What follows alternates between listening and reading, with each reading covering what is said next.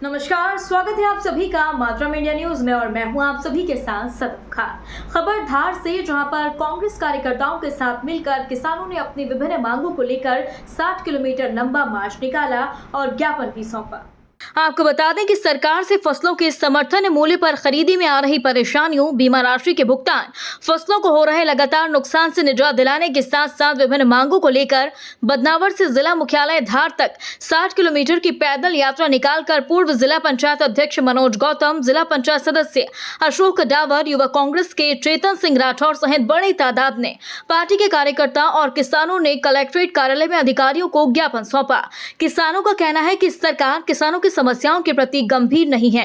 उन्होंने ज्ञापन के माध्यम से खेती किसानी में आ रही परेशानियों के लिए सरकार का ध्यान आकर्षित करवाया। साथ ही सरकार को चेतावनी दी कि यदि जल्दी उनकी समस्या का निराकरण नहीं हुआ तो उग्र आंदोलन किया जाएगा। केंद्र में नरेंद्र मोदी की सरकार बनी है और प्रदेश में भारतीय जनता पार्टी की सरकार बनी है, तब से लेकर अभी तक किसान विरोधी सारी नीतियां बनाई गई हैं। सहकारी समितियों को का अस्तित्व खत्म कर दिया है। कारपोरेट के निर्देशों पर उनकी गुलामी करके पूरा का पूरा उनको फ़ायदा पहुंचाया जा रहा है और किसानों को लूट ही नहीं, डकैती के रूप में उनका पूरा का पूरा 100% शोषण किया जा रहा है। आज जब से नरेंद्र मोदी की सरकार बनी, 5वें दिन ही उन्होंने मध्य प्रदेश में जो प्रदेश सरकार किसानों को 150 रुपये गेहूं पर बोनस देने का काम कर रही थी, उसको तत्काल बंद करवाया।